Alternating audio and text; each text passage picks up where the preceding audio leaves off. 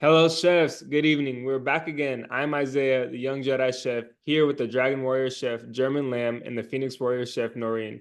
We will be your host for today's podcast. You are listening to a unique podcast where we will discuss tough yet real topics that need to be heard in the industry. In this podcast, you will hear the truth, real, raw, and unfiltered.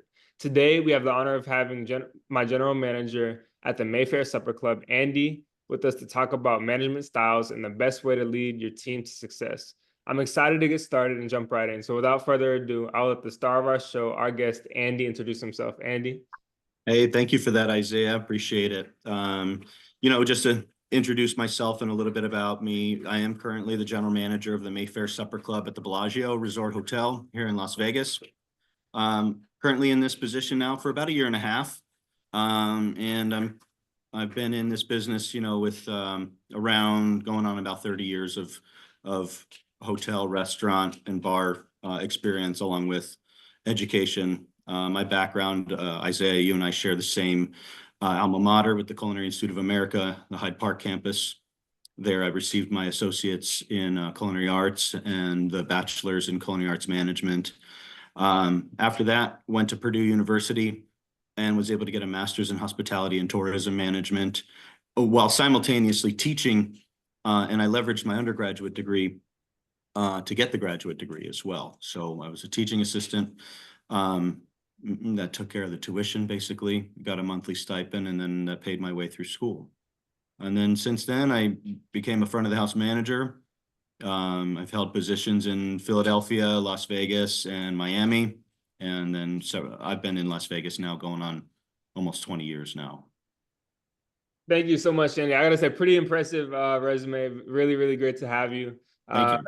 Yeah, you're definitely gonna be a great addition to this. So thank you so much. As hospitality professionals, we have the responsibility to provide the best possible experience to our guests. Our goal is to give our guests unexpected and unforgettable experiences that have them coming back for more of the same. All of this stems from having a strong management system and standards in place. It takes a special team of individuals that have a strong sense of leadership to make this happen. Managers are often individuals who have the drive to learn, teach, improve, and inspire. So the first question, what do you believe are the essential qualities that a manager must have in order to lead a successful team? And do you want to start us off on that one? Yeah, absolutely. That's a very good question. I do get that asked quite a bit, especially when I do some guest speaking at UNLV and I interview new candidates for the role. There's a scorecard of things, and what I think is essential is going to be different from what you may think is essential. So I think one, being your own authentic self, that's going to bring value to the team.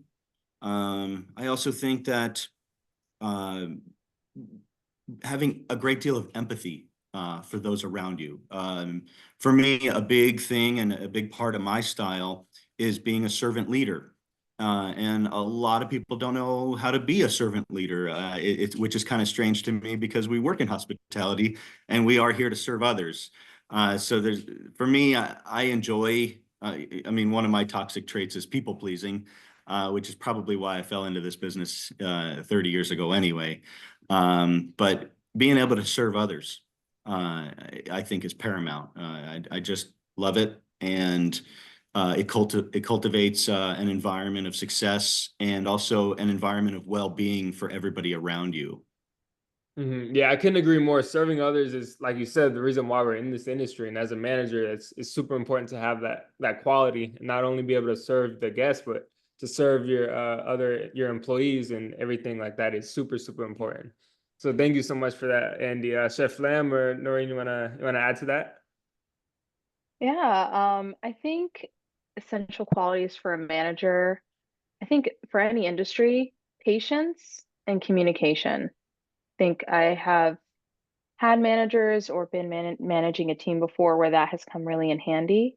Being able to communicate what your vision is, and how you want your team to function is really important. And patience, because it's hard to deal with a lot of people with different backgrounds, different perspectives, different work styles, and just having patience for them and yourself in order to learn your team can go really far. Yeah, I definitely have to agree with that one too. Patience is key. Because there's a lot of times that might be testing as a manager in the workforce in general in hospitality. So having that patience to kind of sit back and think about, okay, what can we do? How can we make this better? How can we resolve this is super, super important. And it's essential quality of a leader. Thank you so much, Noreen. Chef Lamb. Well, you know what? The era, and the reason why I say the era, I think of where we are right now, right? We're in 2024. My era was in 96. And far as training development, working at the Boston Ritz-Carlton Hotel in Boston, it's a different game, expectation, perfection, excellence. Um, Ladies and gentlemen, whether you're in the front of the house, back of the house. So in one way, it was like understood, right? Because you were working in this brand that was 5-star international in the world. And there's a reason why, people of wealth, status, they come to the Ritz. And when they come to the Ritz, they look at their best. You're not coming into that environment with whole jeans or, your hair or anything like that. Maybe other brands, sure, not in this brand. So for me, I would say manager style of today. And I think a lot of people don't realize that it's pretty cool if a manager said to you, you know what, that's not your personal best. And why is that? It could be grooming, it could be, shaving, it could be, pedicure, it could be what I see, because in the kitchen, you see all the ingredients. And if you don't have a great eyesight, then what happened if there's a piece of hair or a piece of rock on the vegetables, so your eyes are very important. So when you see your team, you see what they are. And now, okay, how do we sanitize it? How do we clean it? How do we polish it? So before you could serve others and give them 5-star service, I always believe, like what Andy said about being a servant. Well, you got to make sure that you provide this to yourself. Yeah, I love that. You got to make sure, like you said, you got to be observant and make sure you're taken care of first, and that you're holding yourself up to the highest standard first. And that way you could kind of do the same for others, and kind of, like you said, make it known where change needs to be made and make it known. I think that's super important as well. So thank you so much for that great advice. So as managers, the goal should often be to succeed. However, this is not done easily, and oftentimes we could come up to some challenges and may not reach our goals that we set for ourselves. So it's important to know how to become a better manager and how to bounce back from these situations to become stronger. So what are some challenges that you might face as a manager, either with your team or with guests, and what's kind of the best way to resolve the issue or kind of bounce back? Andy, you want to start us off? Well, I think being comfortable with yourself is paramount. We talk about authenticity and being genuine. And part of that means that as much as you try, you can't be all things to all people. But I believe if you try, people will understand. And sometimes you do let people down. And that's okay as long as you learn from it and you push forward. Some of the best relationships I have is because we've disappointed a guest in the restaurant, and it's how you reshape it and reframe it to get at it.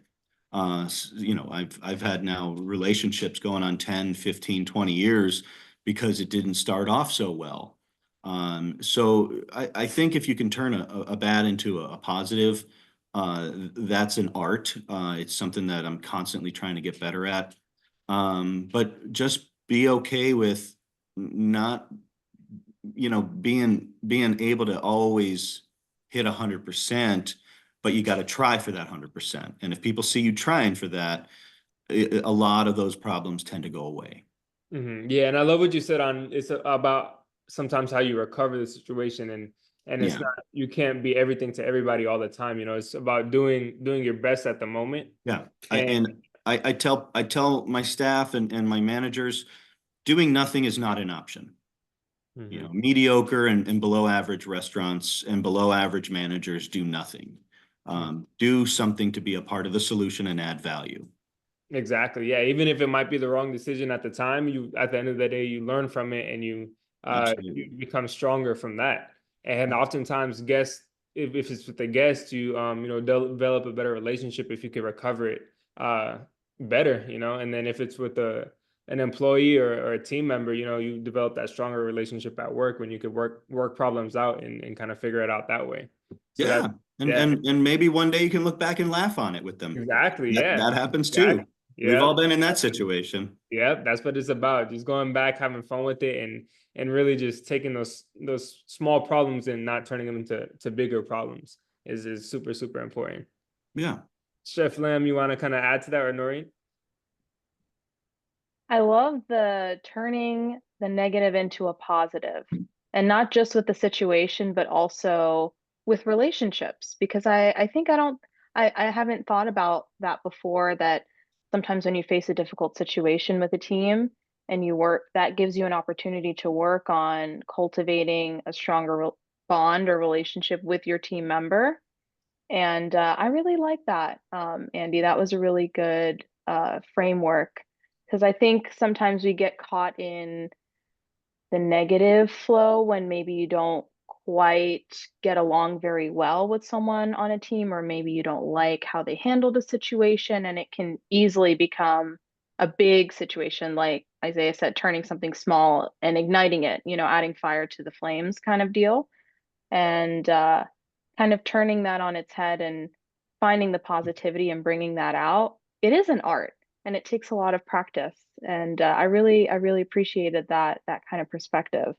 Yeah, definitely. And something I think I just thought of when you were saying that is kind of when there is a problem and it does arise, going as a leader, going to where the problem is, and not spreading drama, not going to that problem, resolving it, and making it flow, and making the problem better, naturally talking to the person, I think is super important and a great quality of a leader as well.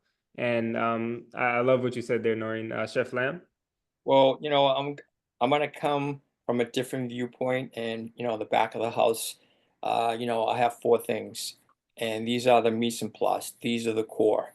And the first one is respect, safety, sanitation, and professionalism. These four right here, far as being punctual when you come in, and when you're leaving, you make sure your area is sanitized. So these little basic habits, to me, it's about developing people. And in our industry, sure, we talk about it, but how many people actually are consistent in actually show and tell and saying, this is how you do it, you know? So for me, that is the beauty of our industry. Our industry is like, there are a lot of corrections. Why? Because did you learn the right way, or you didn't learn the right way? And to me, that's something that I learned, that is always revising, because the person that we're working didn't get the proper development training, So that's why, to me, there is, a 5-star for a reason. And if you think about it, it's like, it's being yourself.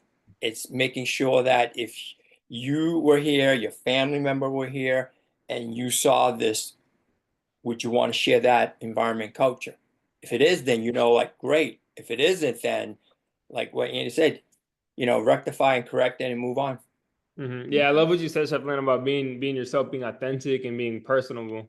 It's super important in this industry. We're in the hospitality industry. People want to see you as an authentic person. They want to see you as a human, and they really want that experience of feeling like they're understood and feeling like they're seen. It is super, super important as a manager and as a leader in general.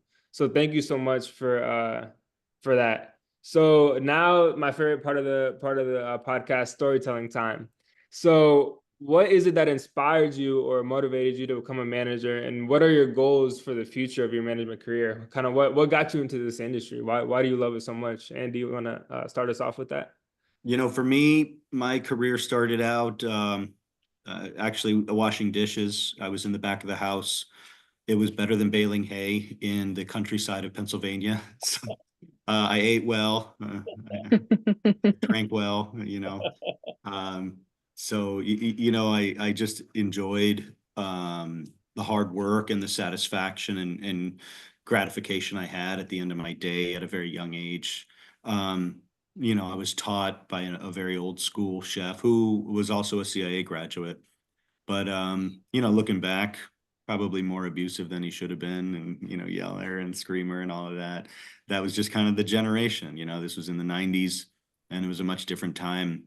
But I enjoyed it, and I loved it. So he inspired me to go to college and go become a chef and get my degree. And then in college, I kind of matured a lot. Um, and I just kept my eyes open and took one opportunity after the next as it kind of opened up in front of me. Um, and even getting out into the business after having a master's degree, I didn't really know how to manage people that well. I just knew how to get things done. And that kind of catapulted me into learning that I could make other people successful if I knew what they needed and I learned their jobs and their needs before and anticipate their needs. And that gave me a lot of purpose, is what it was.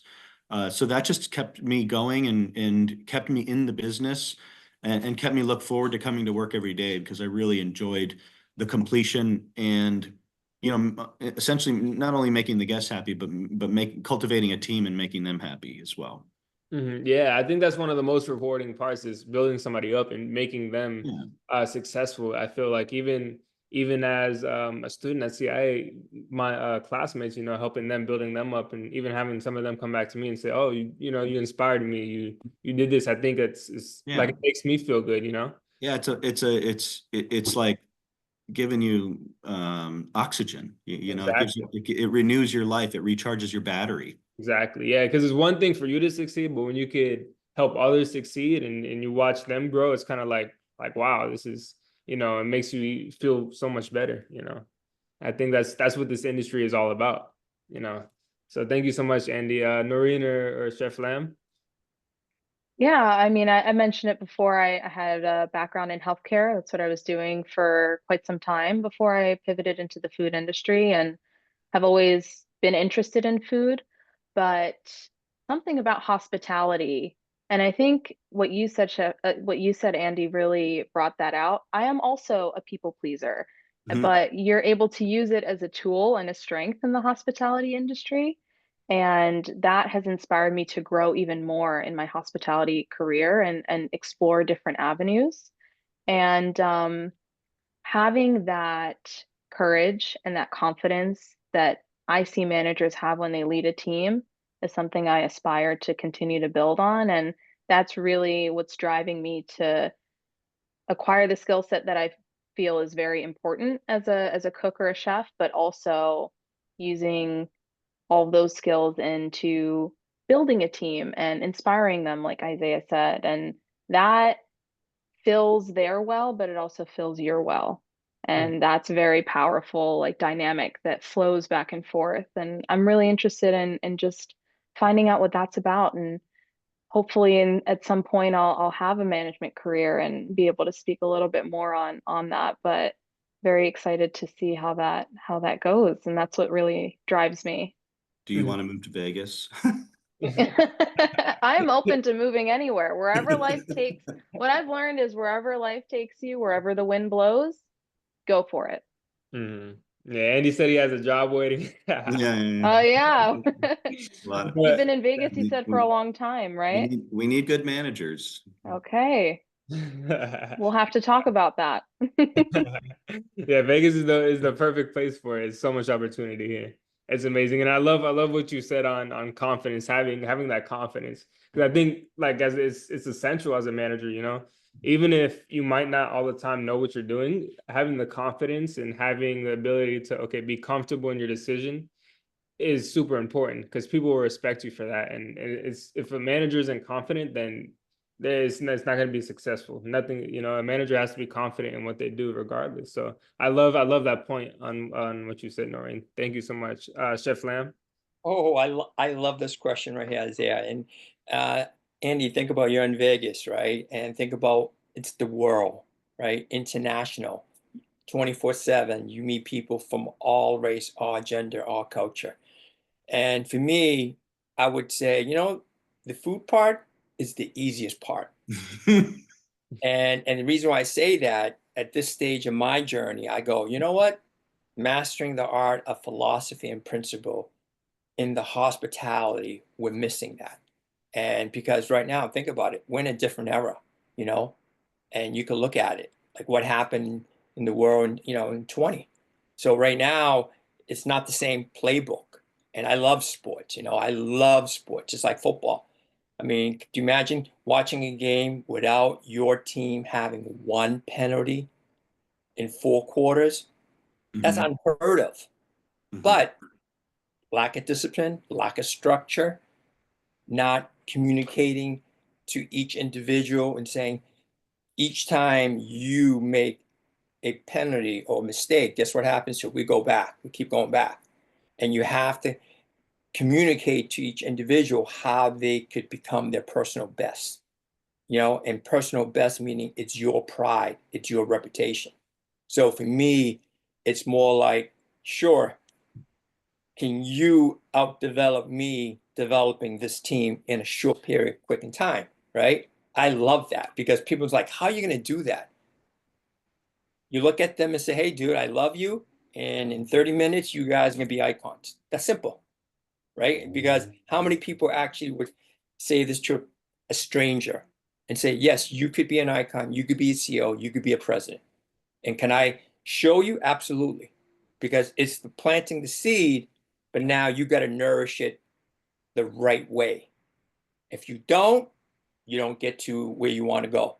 And that's what I love about our industry, right? There are no shortcuts. And one way it's about like, you are a breed. And that's why, French cuisine, it's so because they master the art of making sure you do not ruin that creme brulee. You know what I mean?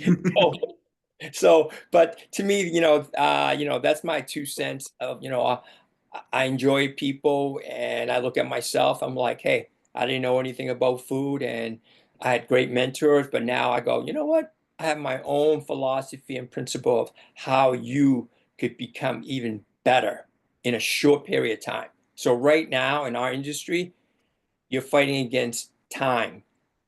That's what you're fighting against because we don't have enough time to develop and training.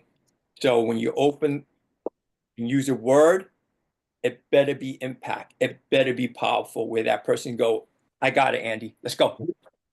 Mhm. Yeah, and yeah, I really love what you said there on planting the seed and really nurturing it and being impactful.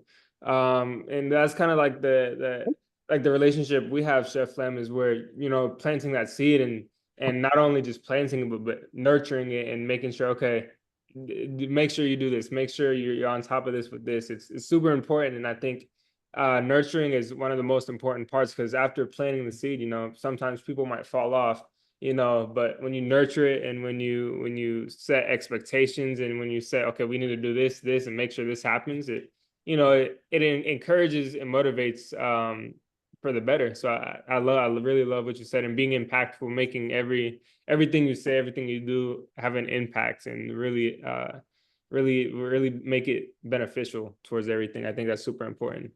So thank you so much, Chef Lam, for that. So thank you for sharing your stories with us. It's super important to remember the why of why you got started and to continue to set goals for yourself. I believe that as a manager and as someone who is being managed, it's important to be approachable and open to your team and the people you work with. Open communication, I believe, is extremely important, especially in the hospitality industry. And sometimes people could feel intimidated to maybe talk to the manager, talk to the chef. Oh, I don't want to go back to the back of the kitchen. The chef yells or this and that. But it's important to be extremely open in communication with the manager. I believe that's how the best way things get resolved and fixed. So what is the best way to develop an open line of communication with a manager, and how should you approach a manager? Or what's the best way as a manager to address your team? Andy, you want to start us off? I don't want to sound cliche, but I'd say be approachable first. The way you show up matters, not only to yourself, but you have to live a healthy life. You have to be an example and you have to be somebody that people want to be around. You can't be that intimidating, grouchy person and expect good, positive things and good, positive results out of the people you are working around and with and for. And that goes back to more of that servant leadership. Have an open line of communication. Check in with your team every day. Have those one-on-ones, even if it's just a brief hello and goodbye. For me, I don't like to tell people what to do unless I've said hello and shook their hand. I'm not going to start tasking you unless we've acknowledged each other's existence. So, I think that respect, as Chef said, goes both ways. Acknowledge each other, but let's be professional and let's get the job done. But at the same time, be available. And if you're not available, just reassure the staff that even though I may not be the person you feel comfortable going to, somebody is, and maybe it's my assistant manager, or maybe it's my AGM, or maybe it's human resources. You don't just want somebody irritated, causing problems because they don't feel like their voice is being heard, or they can't come and air out their grievances, because a conversation costs nothing. What does cost things is when we get into grievance committees and legal battles, and that is where we want to avoid, right? Chef is laughing because we've been through those kinds of things, right? So be human. Obviously, we're not perfect, but at the same time, don't walk around like you're untouchable, because we can all be replaced, and eventually we're all going to want to retire happy. Exactly. Like you said, plain and simple, be approachable. And like you said, have a smile on your face all the time. Just be positive and be someone, like you said, say hi before you start directing. And I think that's the best way. And that makes it so everybody around you is comfortable. I love that point. Thank you so much. Yeah. And additionally, I'd also say, and I reinforce this to my team, is, I spend a great deal of time in the restaurant with my team, more so than I do I have a 9-year-old daughter. Her name is Rosalie. She is my world. I spend more time at work with my coworkers and team than I do with my 9-year-old. Why not make it awesome? Why not have a great time at work and be awesome to each other? Because that essentially is also my family. I'm spending more time with them than I am my own family. Yeah, I couldn't agree more. Work is supposed to be fun. It's supposed to be something you want to go to, not just somewhere where you clock in, clock out, and that's it. It's like you said, you spend more time at work than your actual family. So it shouldn't be a toxic environment. It should be somewhere you have fun with your coworkers, you enjoy doing what you're doing, and really it's that enjoyable, peaceful environment that we all desire. So that's a really, really good point. Thank you so much, Andy. Chef Lamb or Noreen, you want to kind of add to that? Chef Lamb, you look like you wanted to say something. So Yeah, I was gonna say, Chef No. Lamb. All I know is when Andy talked about litigation, I started laughing because I'm going, why didn't someone tell me that I had to be a secretary and an attorney and make sure you document from A to Z? And to me, I was like, but then I realized, how do we create and remove and eliminate that? I was like, perfect, discipline structure. Here we go, very simple. You know what I mean? Because there is a guideline that the company creates, and you sign it, and you're reading it, and it tells you, you do this, this is what happens. All I'm doing is I'm reinforcing it, but then I guess in our industry, and why do I say discipline structure, is because that's what you need, right? You need to have a safety environment, sanitation, respect. And when you have these, it eliminates, the drugs, the alcohol, the stealing, the harassing, you know what I mean? And I see it, and I was like, my eyes go, oh my God, you're kidding me. What did I just see? But then I'm like, because no one cared enough to take that individual and say, hey, let me tell you about the ABCs in our department. Okay. And when you do that, things work out. Yeah, I agree. It's about having that structure and having that kind of that background is super, super important. Nora, you want to add to that? Yeah, you know what that made me think of, Chef Lamb, was when I started my externship, there's of course a lot of onboarding documents, and there's an employee handbook, and it was 78 pages. I read every single page. And my coworkers said, "You're crazy." But you know what? Anytime that there was a little confusion on policy, or what do we do at this time of year? What do we do when this is holiday PTO, whatever, whatever, I was like, well, it's written in the handbook. Did you not read the handbook? That's your playbook, right? So I like that. Structure is really important. And What company do you work for? I'm at the Boca Raton right now. Yeah, you're probably one in a handful of people that read that thing cover to cover. Yeah. Yeah, yeah. I mean, I didn't study it like like a textbook or anything, but you know, I read through it. I think it's important for me to have a background of what I'm going into. And you know, going back to what you said, Andy, like saying hello to someone before you ask a favor of them.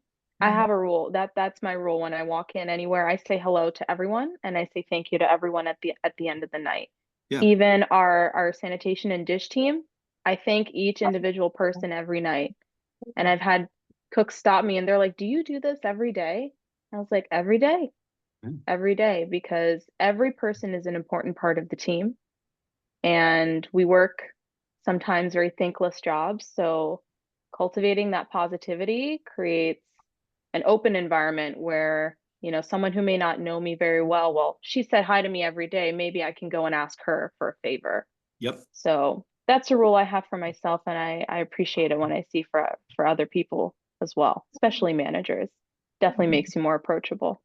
Mhm. Yeah, yeah, I really love what you said there, Noreen. Thanking, like you said, your coworkers. It really makes them feel appreciated, you know, and makes them feel seen and like they're important and part of the team. And just as a personal moment, at work the other day, Andy, when he came up and said, "Oh, really good job today," it's kind of, you know, it makes you feel, you know, like you're valued, you're seen, and it really does mean a lot. So I think that's super, super important.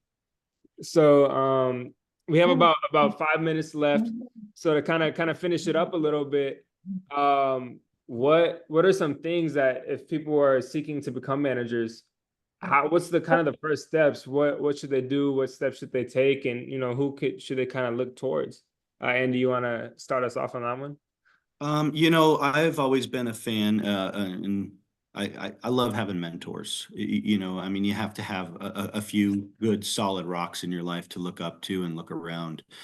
And I would recommend anybody wanting to get into management is to talk to those who have done it before, people who have been maybe a guide or a source of wisdom, and get some information, know what you're getting into.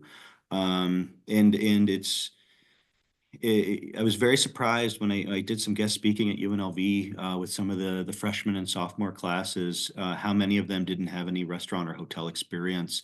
They just thought this was a fun business to be in.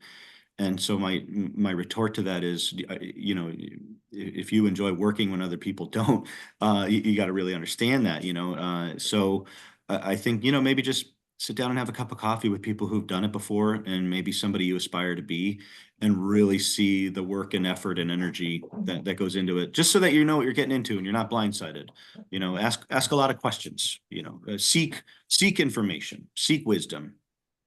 Yeah, I can agree more. Asking questions is super important, and I kind of learned that early on in the start of my career, even though it's been a short career so far. But I kind of learned, to ask questions, not be afraid Yeah. to ask questions, ask the chef. Even when I was in the kitchen doing prep work, and the chef was next to me, picking his brain, kind of being that one to pick his brain and say, "Oh, how do you do this? Why do you do it this way?" And questioning him is super important, and I think it makes you more knowledgeable, and it allows you to help other people and a little bit more than your coworkers. So I think it's super important asking questions and being around the people that you want to become more like is also very, very important. Noreen or Chef Lamb? You know, we talked a lot about authenticity in this episode and in previous episodes as well. And so I'm gonna bounce that idea back and say to be authentic, you have to know yourself. So take time to learn who you are, how you communicate. What are your strengths? Perhaps what are your areas of improvement? And work on that first and having a good base in who you are and how you approach people. And yeah, finding mentors is a really great piece of advice. And that's something I've done, because I find that getting that wisdom from people who know what they're talking about, who have experience, who can give it to you straight and be honest, is so valuable. And it's such an honor that someone else outside of your life cares enough to give you this advice. So if you can find that, absolutely put it in your arsenal and use it. Yeah, I couldn't agree more. Having a good mentor, having somebody there that's gonna care and gonna tell you when you're not only right and we're doing a good job, but when you're wrong and need to fix it is super critical and super important. And as we talked, like you said, Noreen, on previous episodes, kind of having that balance where you also have to contribute to the mentorship relationship as well as the mentor. It's kind of a double way streak is super important. So thank you so much, Chef Lamb. What's your piece on it? Well, think about food, right? Food is art, and when it comes to people, is a evolution, daily evolution, because you got genders, you got culture, you got language, and whatever you're a staff or you're a manager in your environment culture, it changes. So I would say most of my mentors, sure, when it came to food art, here you go, German, here's the recipe. When it came to managing 101, that's something that you gotta find out, what is your voice, you know? Because terminating, firing someone, is it a good feeling? It's a bad feeling, but that's part of the job. So now you have to go, how can you eliminate that? Communicate to your team. I'm not here to terminate you. I'm not here to write you up. I don't want coaching counsel. Okay. I'm here to make you successful, moving on. And now you're going to be thanking me because I planted the seed to you. This is what managing is about. This is a part of a human nature. And no one's ready to, to do this. No one is. The art, the passion, you could do when your eyes closed. But to manage a group of diverse youth, veterans, and now you got to move them into one direction in a flow, in a timely manner, and there are no incidents, there are no accidents. That is, oh my God, that is like, you're ready to have a migraine headache. But your voice comes in, and that's where you have to decide. Yeah, you're right. It's knowing how to speak to those different groups of people, and everybody responds differently, and everybody learns differently. Everybody reacts differently. So it's super important knowing how to speak to everyone. So thank you guys so much for being here on this podcast today. Thank you so much, Andy. It's been an honor to have you on. I really got a lot from it, and not only will the people listening be impacted by this call, but the people that are impacted by the people that are listening will be impacted. So I really thank you guys so much for being here. Means a lot. See you guys on the next episode. Thank you.